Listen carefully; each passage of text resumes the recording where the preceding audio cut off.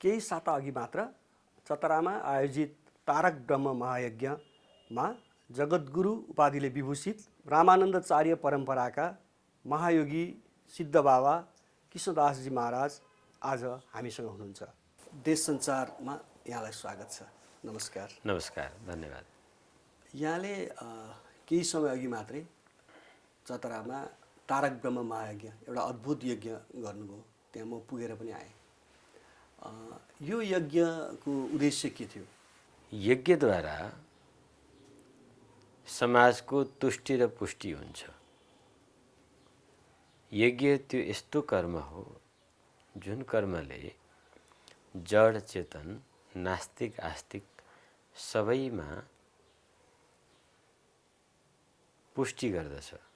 अर्थात् हामी जगतमा रहेको जड चेतन समस्त जीवलाई चाहिने भोगीय तत्त्व पोषकत्वको पूर्ति गर्दछ। यो धेरै ठुलो विज्ञान हो। वेदमा अहिले हामीलाई प्राप्त भएको 1,00,000 मन्त्रहरू मध्येमा 80,000 वेदका मन्त्र यज्ञ कर्मकाण्डको बारेमा व्याख्या गर्दछन्। त्यसकारणले संक्षेपमा हामीले यज्ञको महत्त्व तुरुन्त जनाउन असम्भव छ। तैपनि हामीले यज्ञको वैज्ञानिक पक्षबाट सरसर्ती बुझ्दाखेरि प्रथमतः यज्ञबाट नै सृष्टि आरम्भ भयो, वेदको भनाइ छ। र हामी वैदिक सनातन हिन्दूहरूको समग्र कार्य नै यज्ञबाटै हुन्छ। जस्तो षोडश संस्कार, जन्म संस्कार, गर्भधान संस्कार, जात संस्कार, उपनयन संस्कार, विवाह संस्कार, मृत्यु संस्कार आदि सबै संस्कार यज्ञ गरेरै। यज्ञ भन्नाले यजन, आयोजन गर्नु, यजन गर्नु, आवाहन गर्नु, द्रव्य, मन्त्र र देवताको संयुक्त प्रयोग बुझिन्छ। त्यसमा पनि यज्ञको सहज हामीले सिधा बुझ्नुपर्ने हो होमात्मक।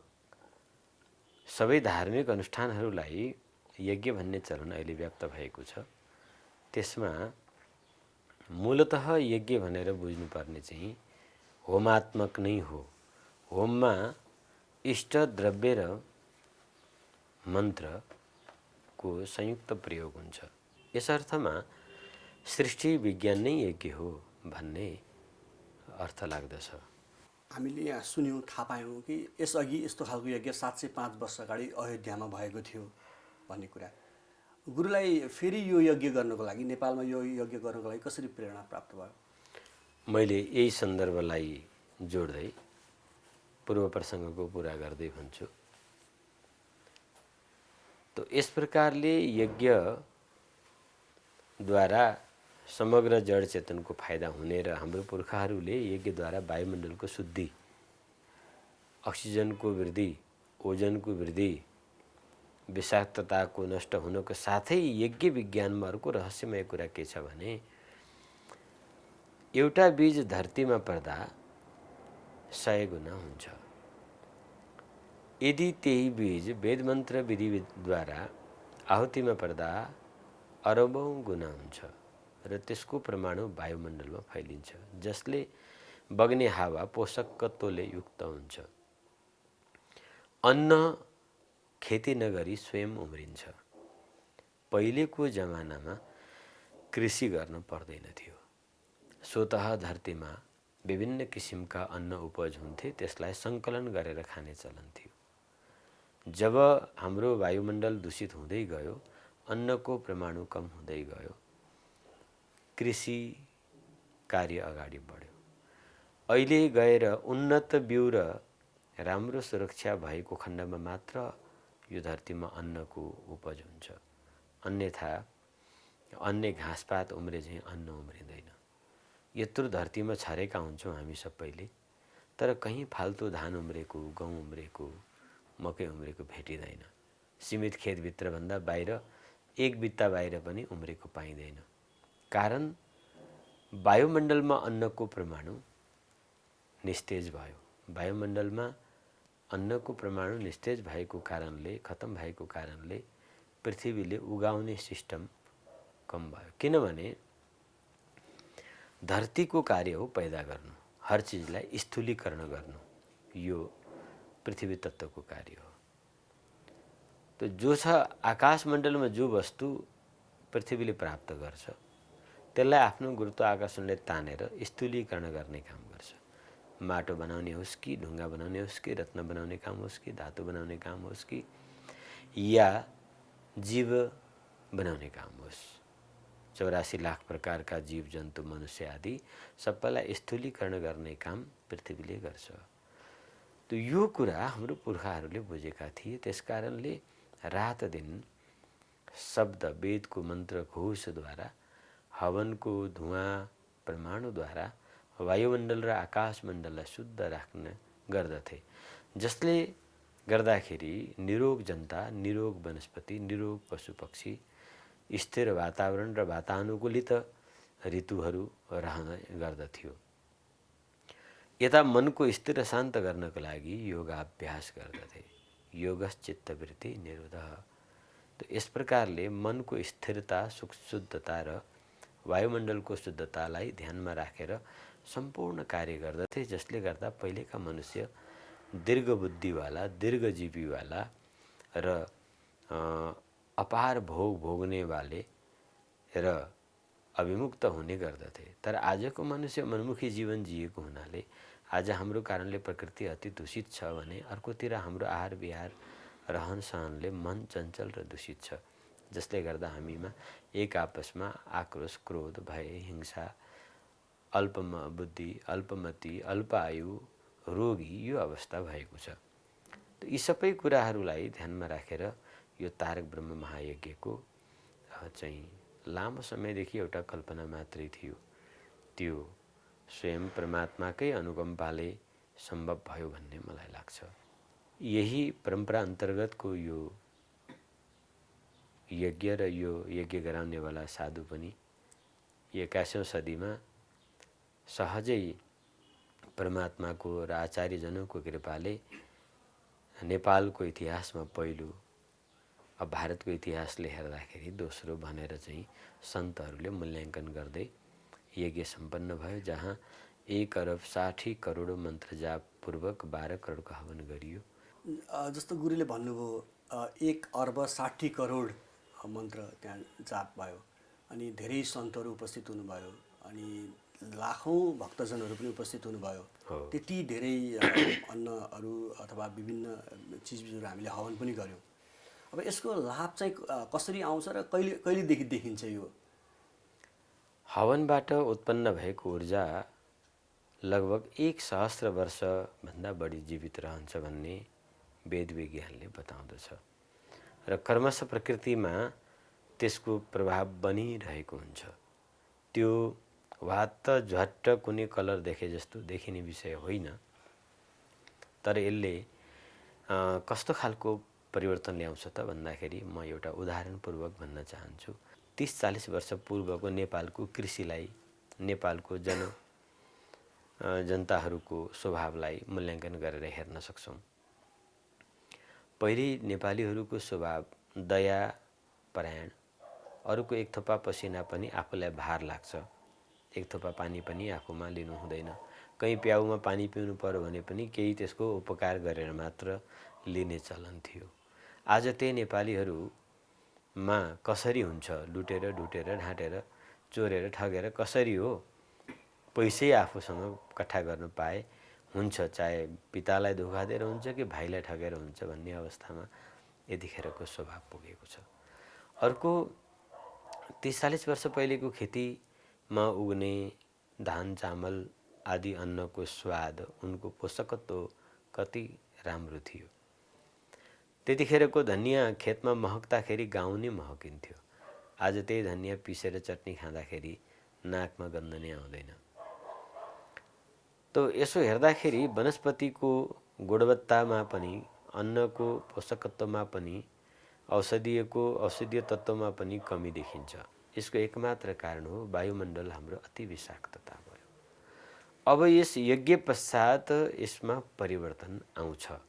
यसले बिस्तारो अब आउने 1000-1500 वर्षसम्म यसको प्रभाव जान्छ। त्यहाँबाट यत्रो ठुलो मात्रामा मन्त्रध्वनिसहित उत्पन्न भएको ऊर्जा अहिले पृथ्वीको 1/3 भागलाई कभरेज गर्छ र प्रकृतिमा क्रमशः यसले सुधार आउँछ। जनतामा सरसता, प्रेम भाव, इमान्दारिता, वनस्पतिमा औषधीय गुणवत्ता, खाद्यान्नमा पोषकत्व र हामी मनुष्यमा स्वभावको सरलताको रूपमा यो देखा पर्छ। सँगसँगै आपद विपदहरू जो यज्ञको ऊर्जाले बेला बखतमा हुने प्राकृतिक आपद विपदमा पनि कमी ल्याउँछ। सँगसँगै मनसुनको वातावरण बन्छ जो अकाल दुकालदेखि पनि यसले रक्षा गर्छ।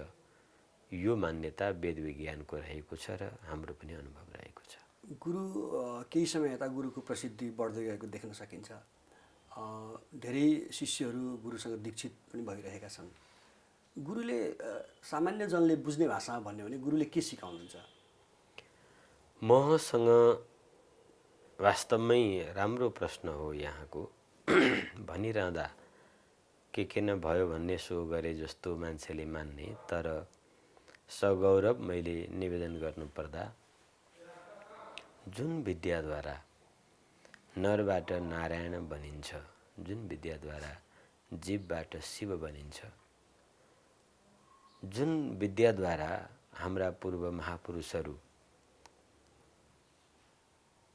चैतन्य महाप्रभु, कबीर, नानक, धन्ना, मीरा, रैदास, ज्ञानदेव, तुकाराम आदि लगायत हजारौं हजार यी पुरुषहरू अर्वाचीन र प्राचीन वेदव्यास, शुक, सनकादिक, नारद आदि, वशिष्ठ आदि, हनुमान, शिव, गणेश, शक्ति आदि यिनले भगवत साक्षात्कार, आत्मा साक्षात्कार गरेर जगत कल्याण गर्ने देवका रूपमा प्रतिष्ठित भए। त्यो पद्धति विगत 300-400 वर्षदेखि यता विलुप्त भएको र अङ्गभङ्ग भएर छरिएको अवस्थामा मैले त्यसलाई सर्वाङ्गीण प्राप्त गरेको छु। यसलाई मधुविद्या भनेर वेदमा भनिन्छ। यसलाई दहर विद्या पनि भनिएको छ। यसलाई पछि सन्त परम्परामा सन्त मतले सुरत शब्द योग पनि भनेर सम्बोधन गरेको पाइन्छ भने केही सदुकडी भाषामा कुण्डलिनी योग पनि भनिन्छ। प्राचीन शास्त्रहरूले, पुराणहरूले यसलाई पाशुपत योग पनि भन्दछन्। समग्रमा श्रीमद्भागवत र रामायणको भाषामा महायोग भनिन्छ। महायोग भन्नु र भक्ति भन्नु एउटै हो। जुन माध्यमबाट हाम्रो मन ईश्वरसँग सम्बन्धित भएपछि विषयसँग जुड्दैन, त्यो निरन्तर ईश्वरतिरै बढिरहन्छ र ईश्वर साक्षात्कार गराउँछ, आत्मा साक्षात्कार गराउँछ। जुन जान्ने योग्य वस्तु भनेर शास्त्रले बारम्बार हामीलाई भनेका छन्, त्यो जान्ने योग्य वस्तुको यथार्थमा उपलब्धि गराउँछ।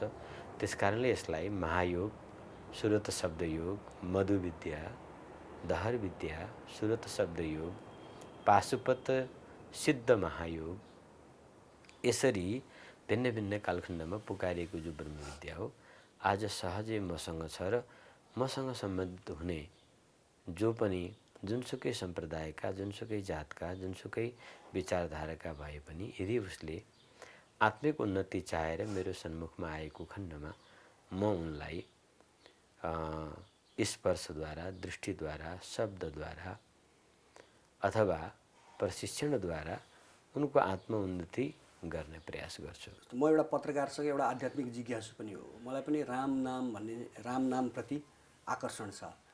यद्यपि मैले कुनै प्रकारको दीक्षा अहिलेसम्म लिएको छैन। राम भन्ने एउटा शब्द हो अथवा एउटा भगवान हो अथवा के हो राम? राम नामको धेरै विद्वानहरूले धेरै विश्लेषण गरेका छन्।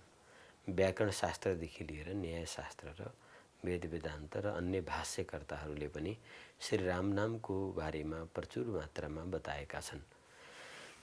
अहिले मैले थोरै समयमा थोरै शब्दमा बुझाउनु पर्दाखेरि राम नै ब्रह्म हुन्, राम नै भगवान हुन्, राम सगुण साकार हुन्, राम निर्गुण निराकार हुन्। सगुण साकार पनि राम नै हुन्, निर्गुण निराकार पनि राम नै हुन्।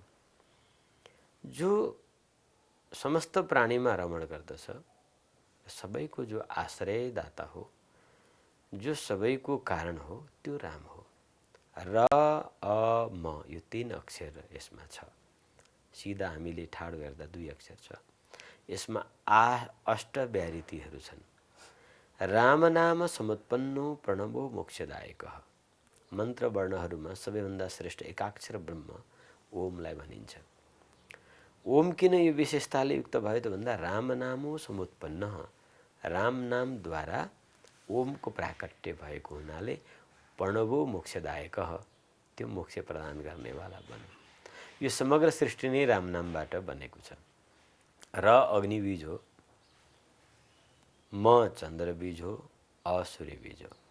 र अ म त अग्निबीज, सूर्यबीज र चन्द्रबीजले युक्त यो सृष्टिलाई पालन, संहार, उत्पत्ति श्री राम नामद्वारै हुन्छ।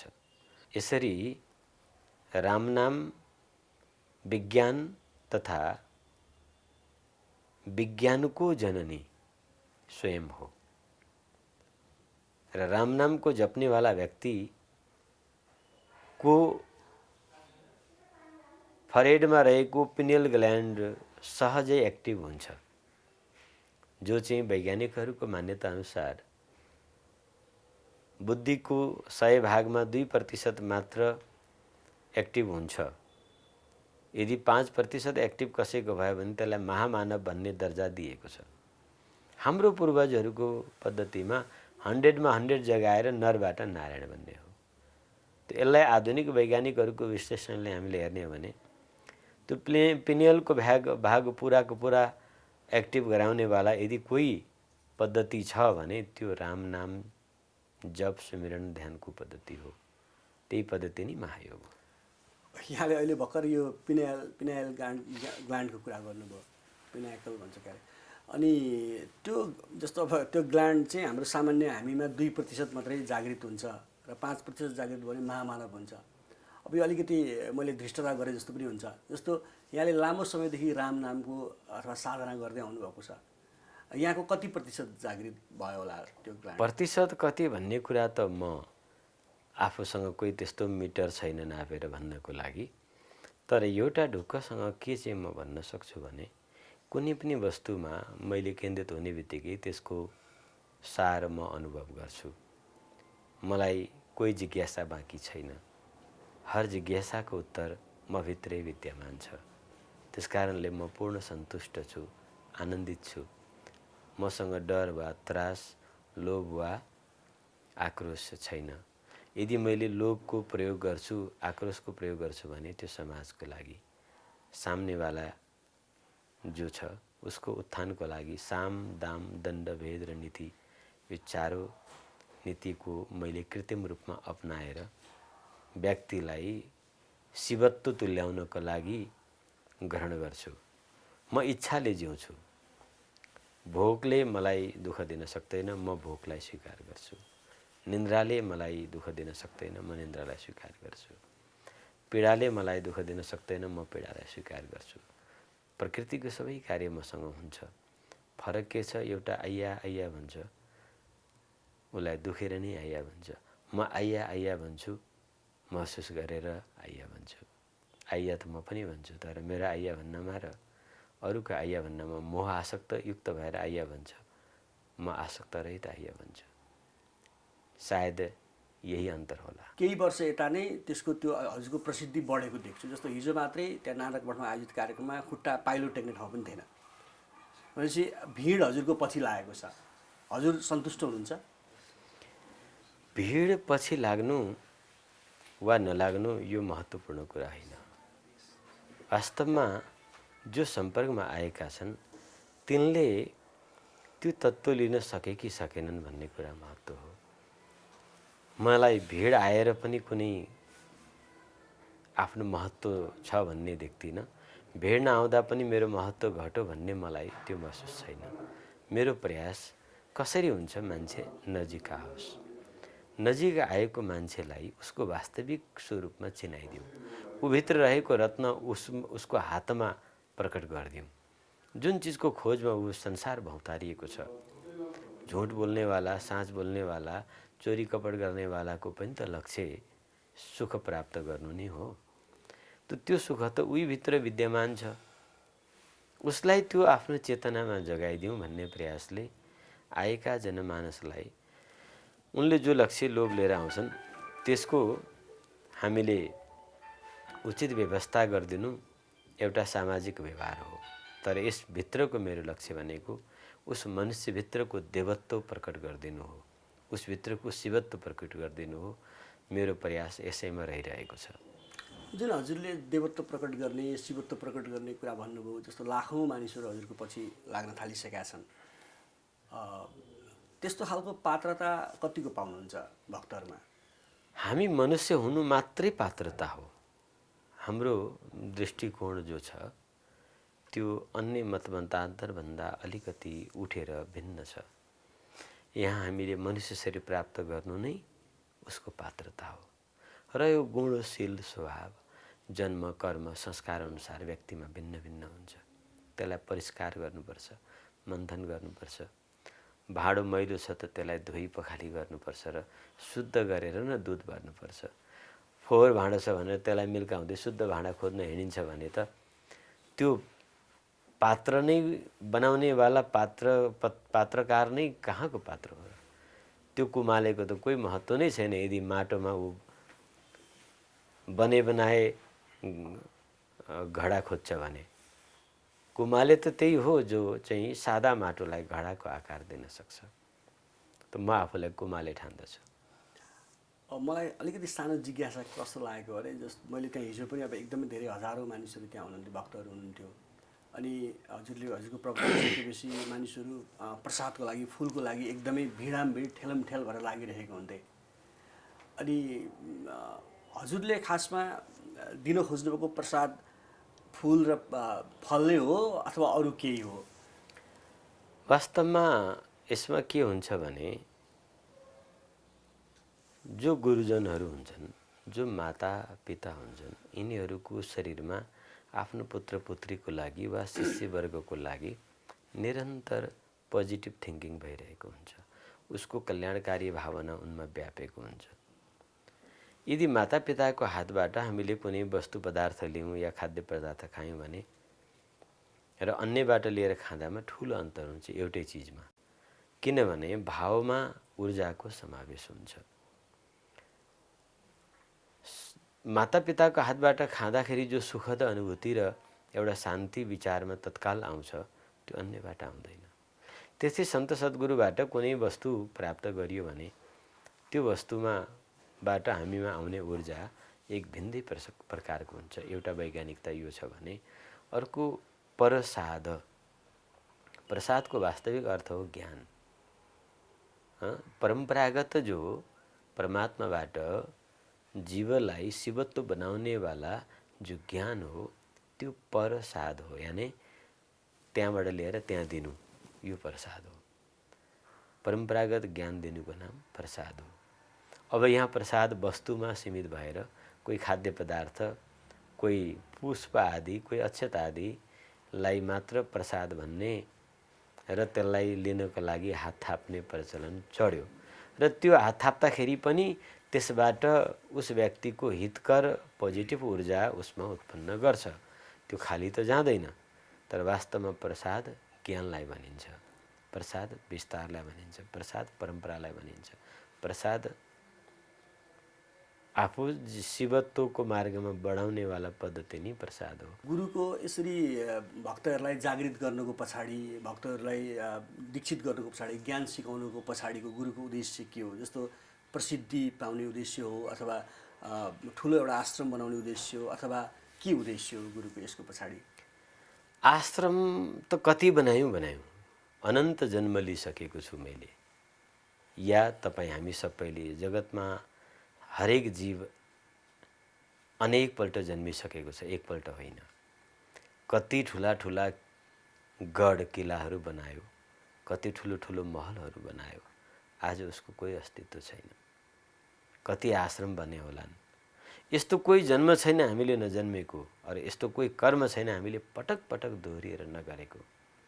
यी संसारिक कर्म जति गरे पनि त्यसको अन्ततगत्वा विनाशै हुन्छ। त्यसकारणले यो रहस्य म बुझ्नेवाला भएको हुनाले मेरो आश्रम बनाउने, आश्रमको लागि प्रयास गर्ने कुनै लक्ष्य छैन। अर्को आत्मिक मान्यता मात्रै वास्तविक मान्यता हो, जो अक्षय मान्यता हुन्छ। सांसारिक र सर्वसाधारण जीवले दिएको मान्यता दिन सक्छ भन्ने एक दिन खोज्न पनि सक्छ। त्यसकारणले उस मान्यताको ललायत रहनु र त्यसको लागि प्रयास गर्नु यो साधुता होइन, मूर्खता हो। त्यसकारणले म त्यो तथ्य जान्दछु र नामको पनि यसको पछाडि मेरो कुनै लोभ छैन। धन त भन्ने कुरा समाज नै मेरो धन हो।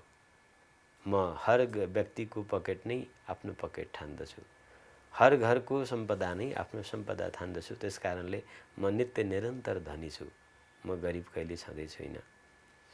तो मैले गरिरहेको यहाँ जो पनि उद्देश्य छ यो नामदामको लागि होइन। जगतमा तीनवटा ईसना छन्, तीनवटा चाहना छन्, सुत्तैषणा, वित्तैषणा, लोकैषणा। यो तीन ईसनाबाट पृथक रहेर ब्रह्मैक्षित हुनु नै साधुको धर्म हो। यसैको लागि हामी सबैको कर्तव्य हो। मैले गरेको प्रयास हेर्दा यो तीनों देखिन्छ। नामको पनि अब जगद्गुरु, मण्डलेश्वर, महामण्डलेश्वर, महन्त, श्री महन्त 1008, 1008 श्री आदिले विभूषण पनि गरिन्छ, गरेका छन् र त्यो पनि आफूलाई भनाउन स्वाद मानेको अवस्था छ। उच्च आसनमा सम्मान, माला, प्रशंसा पाउने लालच पनि देखिएको हुन्छ र कसैले निन्दा गर्दा खिन्नता भएको पनि देखिन्छ, पक्षपात गरेको पनि देखिन्छ, धन माग्दै गरेको पनि देखिन्छ। हेर्दा त सबै कर्म आम व्यक्तिले गरे झैँ नै देखिन्छ र छैन मैले भनिरहँदा कतिपयको मनमा लाग्ला हेर कस्तो फटाएर छ, मरिहत्ते गरेर 120 दिनमा चाहिँ 136 कोठाको घर बनायो, फेरि पनि आश्रम चाहदिन भन्छ। यस्तो प्रश्न उठ्न सक्ला, तर लक्ष्य त्यसको लागि होइन। त्यो त स्कुल न हो, आश्रम त घाम पानी सर्दी गर्मीबाट शरीरलाई रक्षित गर्दै हामीले विद्या आर्जन गर्ने साधन त चाहियो नि त। त्यसको लागि भोजन, वस्त्र, आश्रय आश्रमको यो आधार हो। तर यसको पछाडि धन या नाम होइन। लक्ष्य जीवभित्र, मनुष्यभित्र रहेको जो दिव्यतालाई उसको व्यवहारमा उतारिदिनु हो र उसलाई पवित्र, महान र उसलाई गौरवान्वित बनाउनु हो। मैले जति पनि आज दुःख गर्दैछु, भनाइ विभिन्न प्रकारको विचारहरूलाई सहन गर्दै, व्यवस्था गर्दै दिनको 18-20 घण्टा परिश्रम गरिरहेको अवस्था छ। अब यसो ठाडो विचारले हेर्ने हो भने म गृहस्थ होइन, म त बाल ब्रह्मचारी साधु हुँ। पत्नी छोराछोरी छैनन्, कुल कुटुम्ब, पत्नी छोराछोरी भरण पोषण पालन मैले गर्नुपर्छ। त्यसकारणले मैले काम गर्नु, धन कमाउनु पर्छ भन्ने जो आम मानवको सोचाइ छ, या भोग भोग्न स्वाद दिनको लागि भन्ने छ, त्यो त मसँग छैन। न त मलाई खाने स्वादिष्टता चाहियो, न मलाई कुनै भौतिक सुविधा चाहियो। सहज रूपले जो प्राप्त छ त्यसमा म सन्तुष्ट छु।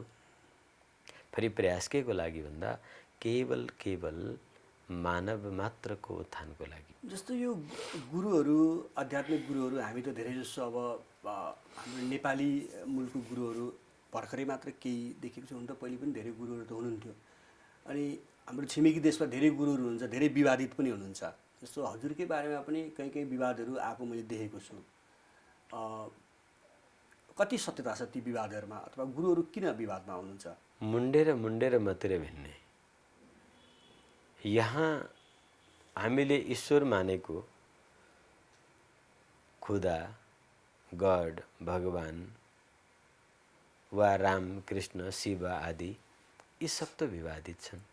जसलाई ईश्वर मान्दछौँ, जसमा सर्वगुण सम्पन्न हुनुहुन्छ, एक पक्ष मान्ने पक्ष छ, एक पक्षले मान्दैन भने हामी त समाजमा जुझ्दै गरेको, भिड्दै गरेको एक सामान्य मनुष्य न हौँ। हाम्रो विषयमा हाम्रो स्वभाव कसैलाई मनपर्छ, कसैलाई मन पर्दैन। यो प्रकृतिको देन हो। प्रकृतिभित्र विकृति स्वाभाविक हो। गुण र अवगुण दुईटा मिलेर प्रकृति बनेको छ।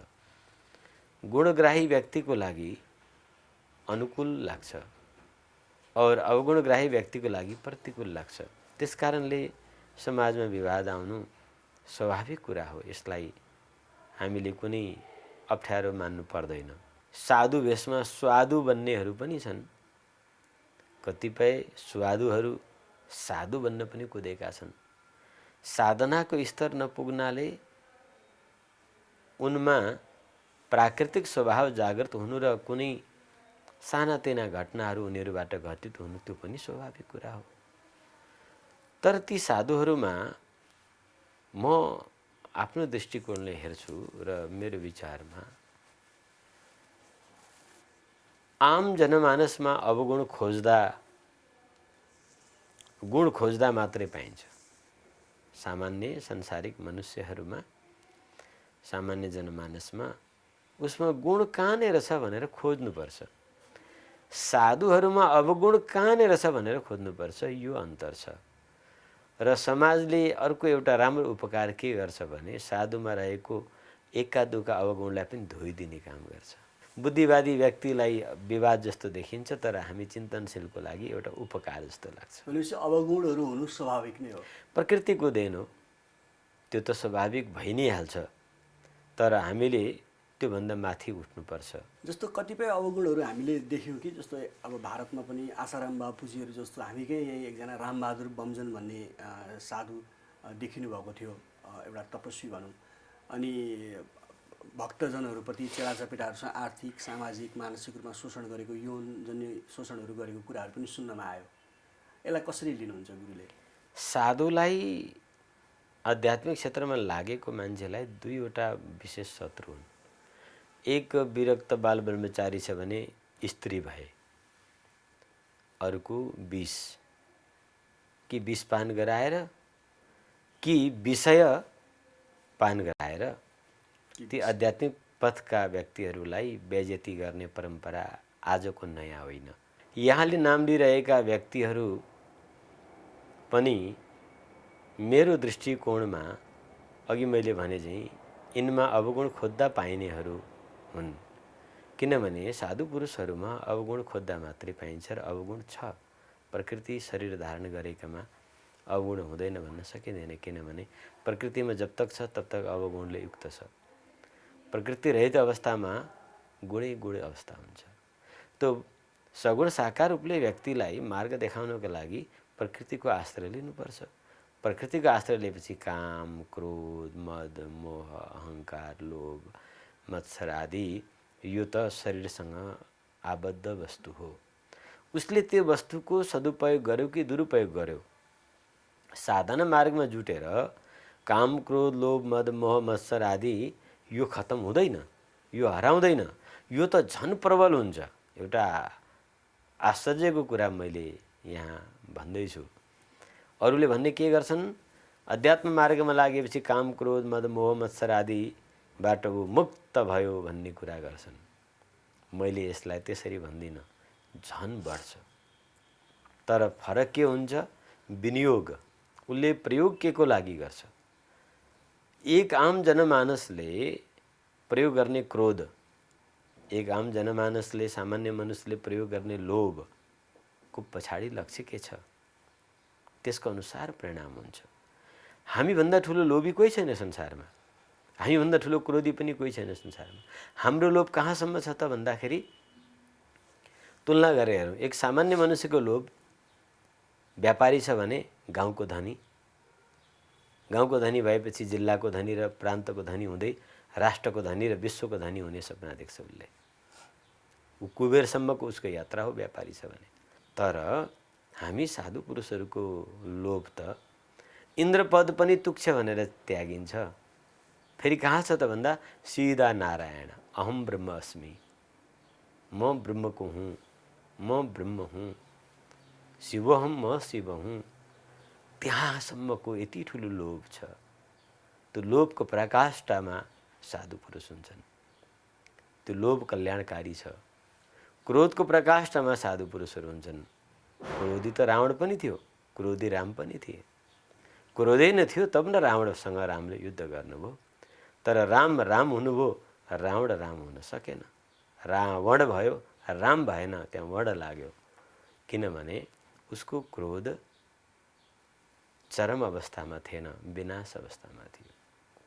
अर्थात् मैले भन्न खोजेको कुरा, प्रकृतिमा हुने षड्विकार त्यो साधु पुरुष होस् अथवा आम व्यक्ति होस्, सबैमा हुन्छ। साधु पुरुषले परहितको लागि त्यसको विनियोग गर्छन्। आम मनुष्यले मनमानी प्रयोग गर्छ, जो स्वयंको परिणामी भोगी हुन्छ। यसको अर्थ हजुरले भन्नुभएको सबै साधुहरू चाहिँ समाजको लागि हितकरै हुन्छन्, सबै एक प्रकारले भन्नु स्पष्ट भाषामा भन्नु भने दुधले धोइएका हुन्छन् त सबै साधुहरू? होइन, अब यसमा आफ्नो भरोसाले पनि हामीमा ठुलो काम गर्छ। हाम्रो साधु समाजमा दुईवटा भनाइ छ, पानी पिन जानके गुरु बनाना छानके। एक अर्को भन्छन् पानी पियो छानके गुरु बनाओ जानके। जताभावी सन्त यसो चन्दन लगाएको र ओढ्ने ओढेको र दाढी पालेको अथवा काटेको जगटा भएको देख्ने बित्तिकै त्यसलाई साधु भन्ने चलन हाम्रो समाजमा छ। उसमा साधुता कसरी आयो त? दुईटा कुरा, यो परम्परागत साधु हो वा होइन एउटा, अर्को साधुता यसमा छ वा छैन, यो दुईटा कुरा हेर्नुपर्छ। पहिलो हेर्ने विषय परम्परागत, आदिवैदिक सनातन परम्परा अनुसार ऊ दीक्षित शिक्षित हो वा होइन। यो कुरा ठम्याइ भइसकेपछि ऊ दीक्षित शिक्षित हो भने अब साधुता भन्ने कुरा न्यूनाधिक हुन्छ। जस्तो जस्तो उसको साधनाको प्रगति छ त्यो अनुसारले साधुता न्यूनाधिकता हुन्छ। तर साधु हो, तर साधु हो। त साधु त होइन कारज हानि। रामचरितमानसमा गोस्वामी तुलसीदासजी हनुमानजीको माध्यमबाट बताउनुहुन्छ। हनुमानजी लङ्कामा प्रवेश गर्नुहुन्छ। लङ्का त्यो निशाचरको निवास स्थान, जतासुकै निशाचरै निशाचर, जहाँ कहीँ देखे अगणित जोधा, भयङ्कर योद्धै योद्धा र निशाचर छन् त्यहाँ। तो यहाँ कहाँ सज्जन पाउने, घर घर मन्दिर मन्दिर प्रतिकर सोधा, देखे जहाँ तहाँ अगणित जोधा, घर घर हेर्दै जानुहुन्छ हनुमानजी। हेर्दै हेर्दै हेर्दै एउटा यस्तो घरमा पुग्नुहुन्छ जहाँ पुगेपछि हनुमानजी अल्मलिनुहुन्छ, छक्क पर्नुहुन्छ, चकित बन्नुहुन्छ। सब प्रकारले लक्षण विचार गरेपछि अनि उनले एउटा निर्णय लिन्छन्, साधु ते होइन कारज हानि, ऐसन हठी करी हूँ पहिचानी। अब त्यहाँ परिचय गर्नको लागि उत्रिन्छन् हनुमानजी। उनले साधु हो भन्ने ठम्याउँछन्।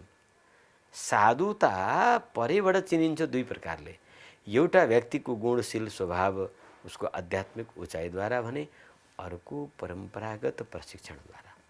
यो दुईटै चिन्न साधुमा हुनुपर्छ।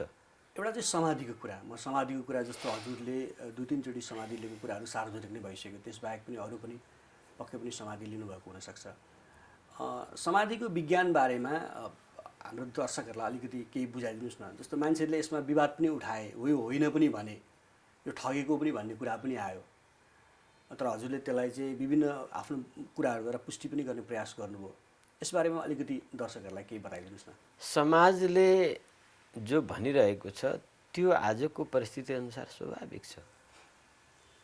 तर म यही समाज समक्ष प्रश्न राख्न चाहन्छु, हाम्रो जो वैदिक दर्शन छ त्यो केमा आधारित छ त? हाम्रो पूजा पाठ व्रत तीर्थ ध्यान धारणाको लक्ष्य के हो? आध्यात्मिक आरम्भ कहाँबाट हुन्छ त? जब त्यही योगाभ्यास गर्दैछ, एकातिर उसले सुरुमै पढ्दैछ योगस् चित्तवृत्ति निरोधः भनेर, ती अर्कोतिर ऊ समाधि जस्तो उपलब्धि हुनमा शङ्का गर्छ।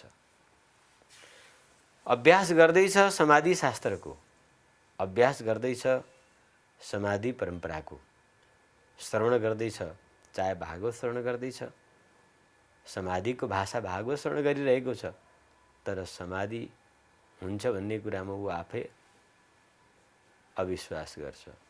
गीता पढ्दैछ, तर समाधिमा ऊ आफै अविश्वास गर्छ भने यो समाजले आफ्नो दर्शनलाई नचिनेको हो भन्न सकिन्छ। आज समाज टोटल बहिर्मुख भएको छ। बहिरङ्ग क्रियालाई मात्र महत्त्व दिएको छ, जसले गर्दाखेरि अन्तरङ्ग मनको अवस्थाबाट ऊ बिल्कुल अपरिचित भएको हुनाले यस्तो किसिमको सोच राख्नु ती बिचारा हुन्। तिनको लागि मेरो साधना यस कलिकालको प्रत्यक्ष प्रमाण हो। जिज्ञासुहरूको लागि खोजको एउटा आधार हो, अगाडि बढ्ने एउटा सिडी हो, सोपान हो। यो आधार नामको लागि होइन, जिज्ञासुको आधारको लागि प्रस्तुत गरिएको हो। तर जस्तो 9 दिन 10 दिनसम्म बिना अक्सिजन कुनै काठको बाकसमा बन्द भएर अथवा कुनै माटो मुनि पुरिएर कसरी सम्भव हुन्छ यो? आत्मा सर्वशक्तिमान छ। यो प्रकृति आत्माद्वारै नियन्त्रित हुन्छ। यो शरीरमा जबसम्म आत्मा छ तबसम्म यो शरीर जीवित छ। आत्माबाट शरीर हट्ने बित्तिकै जतिसुकै अक्सिजनमा राखे पनि, जुनसुकै जीवनीय औषधि पिलाए पनि शरीरको विकृति तत्काल भइ नै हाल्छ। आजको मेडिकल साइन्सको प्रविधिमा पनि मरेपछि केही घन्टाभन्दा बढी हामीले त्यो शरीरलाई बचाउन सक्दैनौँ। त्यो सेलहरू डेड भइहाल्छ। तो जुन आत्माले जीवन दिएर जीवित राख्छ, त्यो आत्माले त शरीरलाई जसरी पनि नियन्त्रण गर्छ। यही आत्मद्रष्टा पुरुषहरूको पहिचान हो, जो आफ्नो मन शरीरमा सम्बन्धित मन र आत्माको विवेक यो दुईटालाई नियन्त्रण गर्दै जब प्राकृत बन्धनभन्दा माथि उठेर आत्मा आफ्नो प्रकाश फैलाउँछ, तब प्रकृतिको कुनै पनि हदमा उसले नियन्त्रण गर्छ। यही यसको साक्षी हो, यही प्रमाण हो। जस्तो हरित अभियान भन्ने यहाँले सुरु गर्नुभयो त्यो अस्ति यज्ञको क्रममा, के हो यो? कसरी काम गर्छ? कसरी यसलाई चाहिँ कार्यरूप दिनुहुन्छ? शरीर माध्यम खलु धर्म साधनम। राजनीति गर्नुहोस्, चाहे धर्मनीति गर्नुहोस्, चाहे तप गरेर शिवत्व प्राप्त गर्नुहोस्, जे गर्नको लागि पनि मनुष्य शरीर अति महत्त्वपूर्ण छ। र मनुष्य शरीरलाई सबभन्दा पहिले हामीले जोगाउनुपर्छ, यसलाई स्वस्थ बनाउनुपर्छ। स्वास्थ्य बनाउनको लागि अर्ग्यानिक, स्वच्छ, पवित्र, हानिरहित भोज्य सामग्रीको उपयुक्त उपयोग गर्नुपर्छ। आज समाजमा दुईवटा नराम्रो गतिविधि खास गरेर नेपालमा उदय भएको छ। एउटा मनुष्य शरीर आफ्नो महत्ताको प्रति व्यक्ति उदासीन छ। मनको महत्तालाई महत्त्व दिएर विषय वासनाको प्राथमिकतामा आफूलाई डुबाउँदै गएको डेन्जर अवस्था छ। अर्को, नेपालको नेपालीत्वको अस्तित्व सबैतिरबाट खतरामा छ। भूपरिवेष्टित यो राष्ट्र अलिकति नाकाघाटामा चाहिँ हलचल मचिने बित्तिकै आज देश भोकमारीमा जाने अवस्था छ। यिनै कुराको चिन्तन गर्दै नेपाली हिजोको दिनमा अर्ग्यानिक स्वच्छ गौमलबाट उत्पादित अन्न भरपुर खाने गर्थ्यो। हिजोको दिनमा नेपालीलाई नुन र फलाम वास्तवमा यही दुई चिज मात्रको बाहरी आवश्यकता पर्दथ्यो, अलिकति मात्रामा वस्त्र पनि। तो नुन, वस्त्र र फलाम यसको उत्पादन हिजो पनि नेपालमा थिएन, आज त छँदै छैन। भोलि पनि कति सम्भव गर्ला आफ्नो ठाउँमा छ। तर जीवन धान्नको लागि बाँकी वस्तु त स्वच्छ, पवित्र, नैसर्गिक, पारङ्गरिक रूपमा नेपालमा थियो, जसले नेपाली स्वाभिमानी बनेर डटेका थिए। आज न त इन्धन नेपालीसँग छ, न खाद्य अन्न नेपालीसँग छ, न खाद्य अन्न पकाउने भाँडाकुँडा नै नेपालीसँग छ। केही पनि नेपालीसँग छैन। 21औं सदीको विकसित नेपाल भनेको छ हरेक हातमा आइफोन र घरमा चाहिँ नाना वैज्ञानिक उपकरणले लेस भएको छ। त्यस्तो अवस्थामा नेपाल र नेपाली निरीह छ। ऊ पराश्रित र अर्काको मुख ताक्ने अवस्थामा दिन प्रतिदिन गइरहेको छ, जसले गर्दाखेरि विश्वबाह्य संस्कृति यहाँ लुप्त भयो भने केवल नेपालको मात्रै हानि होइन, पुरा विश्वको हानि छ। त्यसकारणले नेपालीलाई नेपालीत्वमा ल्याउनको लागि पहिले आफूसँग भएको स्रोत साधनलाई उपयुक्त उपयोग गर्न, त्यसको दोहन गर्न जान्नु पर्दछ भन्ने आह्वानको प्राथमिकता नै हरित अभियान हो मेरो। किन जस्तो यो जगद्गुरु उपाधिहरू हामीले सुन्दै आएको छौँ बिचमा, जस्तो अलिकति सस्तो हुँदै गएको हो कि भने जस्तो पनि सुन्नमा आउँछ। के हो यसको महत्त्व? यसले के फरक पार्छ यहाँलाई? मैले मेरो अनुसन्धान खोज र विचार चिन्तन तथा मेरो वक्तव्यमा जगद्गुरुको व्याख्या चर्चा संक्षेप रूपमा गरिसकेको छु। यहाँले सोधेको हुनाले म दुई प्रकारले यो विषय प्रस्ट्याउन चाहन्छु। पहिलो कुरा, जगत गुरु केवल ईश्वर परमात्मा मात्र हुन सक्छ, जीव जगत गुरु हुँदैन। जगतको भित्र बाहिर सम्पूर्ण ज्ञान राख्ने वाला एकमात्र सर्वअन्तर्यामी श्रीराम मात्र हुन्। हामी जीव हौँ, हामी जगत गुरु हुन सक्दैनौँ। त्यसकारणले कोही व्यक्ति योग्यता बिना म जगद्गुरु हुँ भन्दै हिँड्छ अथवा जगद्गुरु बन्नको ललायत राख्छ भने उसको मूर्खता हो। दोस्रो कुरा, हाम्रो सन्त समाजमा र हाम्रो दर्शनमा एउटा व्यवस्था छ। जब कोही व्यक्ति संसार एउटा भ्रम मात्र हो, संसार मोहमाया बन्धन हो, संसारमा हामीले फस्नु हुँदैन, यस्तो बुद्धि उदय भएर ऊ जिज्ञासु बनेर जब गुरुचरणमा पुग्छ, उस जिज्ञासुलाई वैदिक सनातन परम्परागत सत्पुरुषले त्यहाँ सन्यास विधि गर्नुहुन्छ। अर्थात् सन्यास विधि भन्नाले अब त जीव होइनस्, अब त अज्ञान होइनस्, अब त क्रोध लोभ होइनस्, अब त शिव होस्। यस्तो किसिमको उस जीवमा ब्रह्मत्व, शिवत्व, रामत्व, नारायणत्व भरिदिने काम हुन्छ। यानि उसमा प्राण प्रतिष्ठा गर्ने विधि हुन्छ, त्यही सन्यास हो। हाम्रो यो जीवन र जगतप्रति जिज्ञासा राख्ने अनि आध्यात्मिक जिज्ञासा भएका दर्शकहरूको लागि, आम दर्शकहरूको लागि केही सारमा, केही अन्त्यमा केही भनिदिनुहुन्छ कि?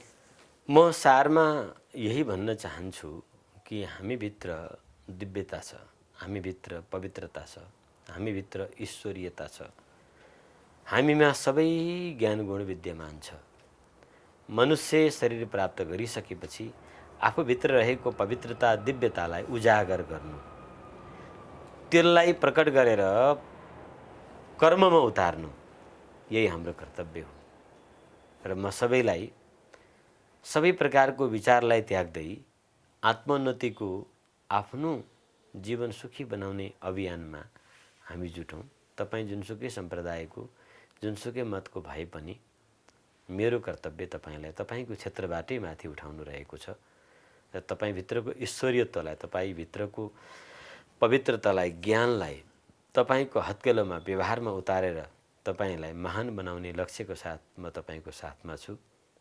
र हरेक व्यक्ति मबाट अथवा अन्यत्र कहीँबाट पनि आफूभित्रको ईश्वरीयत्व, आफूभित्रको दिव्यत्व, आफूभित्रको पवित्रता, आफूभित्रको ज्ञानलाई व्यवहारमा उतार्नको लागि प्रयत्नशील बनौँ। यही विद्या हो, यही कर्म र यही कर्तव्य हो भन्न चाहन्छु। जय श्री राम।